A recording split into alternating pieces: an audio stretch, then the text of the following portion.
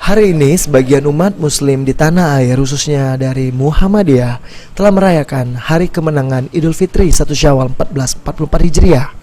Sementara itu, pemerintah Republik Indonesia sendiri memutuskan jika Hari Raya Idul Fitri 1 Syawal 1444 Hijriah jatuh pada besok atau tepatnya di hari Sabtu 22 April 2023.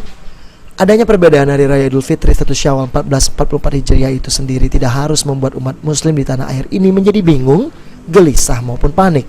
Karena menurut salah satu ulama di Palembang yaitu Ustadz Ahmad Syahab, selama kedua belah pihak memiliki dalil yang bisa dipertanggungjawabkan kepada Allah Subhanahu wa taala, maka perbedaan tersebut dapat saling dihormati.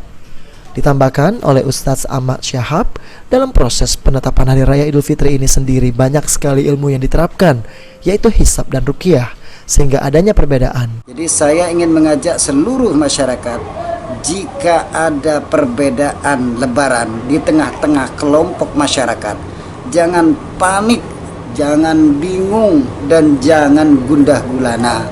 Belajarlah kita untuk menghormati perbedaan pendapat. Belajarlah kita untuk lapang dada. Belajarlah kita untuk menghormati saudara-saudara kita yang berbeda.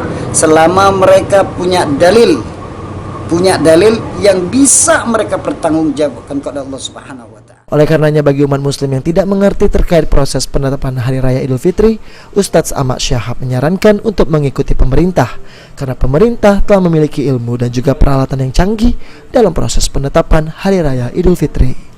Firman Hidayat, PAL TV. Bukan ru'yahnya, tapi kriterianya yang membuat berbeda.